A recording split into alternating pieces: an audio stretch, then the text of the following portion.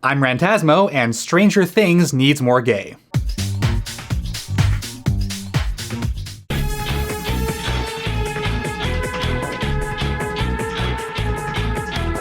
Inspired heavily by 1980s horror and sci-fi, particularly the works of Stevens, King, and Spielberg, Stranger Things is a sleeper hit Netflix series about otherworldly, child-abducting monsters, creepy government agencies, and children with the superhuman, preternatural ability to flawlessly apply a lace-front wig.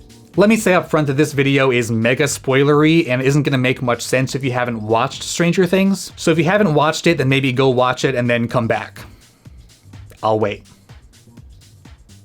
It's possible that my perspective is a little bit skewed because of the demographics of people that I mostly follow on social media, which is to say nerds and gays and gay nerds. Incidentally, a lot of the thoughts in this video have been borrowed from Mia Koopa. Go follow him on Twitter, he's amazing. But I get the impression that a lot of gay guys really like this show. And no, I don't think that's just because of Barb, though we will get to Barb in a minute. For reasons that I hope are obvious, the 80s are not a decade looked back on especially fondly by many of the gay men who lived through them. And that includes those who were very young at the time. There weren't nearly as many resources available for queer youth as there are now. But what we did have was escapism. A lot of gay men have a soft spot for the media and the aesthetics that came out of the 80s. And between the soundtrack, the costuming, and Winona, 80s aesthetics are very much at the heart of Stranger Things' appeal. And even though a fair bit of the show is centered around heterosexual desires, it also has some very strong queer themes. That might seem like an odd thing to say, considering that the show has no openly queer characters, and the only time that queer sexuality even gets mentioned is in the context of homophobic slurs. Will's in fairyland now, right? Flying around with all the other little fairies.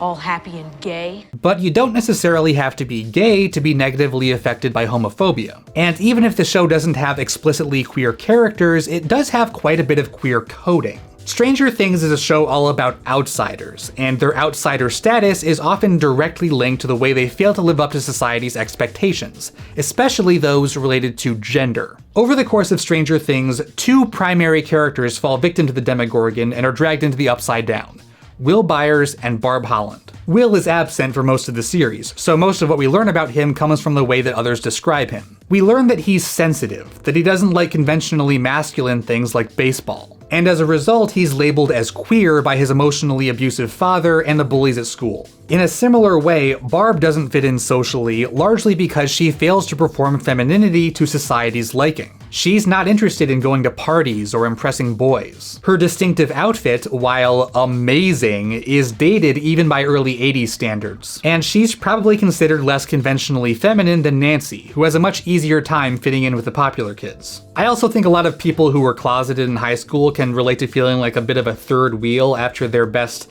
gal pal falls for some douchey guy. So I don't think it's a coincidence that these characters, who have been shunted into the margins of society, are literally shunted into the margins of reality. The Upside Down is a lot like the closet. It's a place of darkness and ugliness where you're constantly hiding from potential predators. It's a place that not everyone survives, and where you can only get out if you have people who love and support you. He's trying to force you to like normal things, and you shouldn't like things because people tell you you're supposed to. And even if you do get out, it can still leave lasting scars. Eleven's narrative is a little bit different. She doesn't physically enter the Upside Down, but she is psychically connected to it. She walks the threshold between these two different worlds, and much of her story is about walking the threshold between fitting in and being different, being an other. The things that make her special and unique also put her in danger. When her androgynous appearance becomes a liability, she's forced to wear a more feminine disguise. More specifically, a blown-out lace-front fantasy, all in an effort to pass as normal and avoid attracting attention. Because the Demogorgon isn't the only monster in this series. The institutions that enable it to devour its victims, the ones that abuse and exploit and gaslight, they're every bit as frightening. Stranger Things involves a lot of different types of outsiders. Nerds at a time when it wasn't cool to be nerdy. People with disabilities, people ostracized for their race or socioeconomic class, abuse victims, women who speak the truth but are dismissed as hysterical, men struggling with loss and addiction. And all these different types of outsiders find one another and work together to defeat a common enemy. It would be interesting to see Stranger Things address queer issues more directly, but I feel like the show's message is ultimately an intersectional one.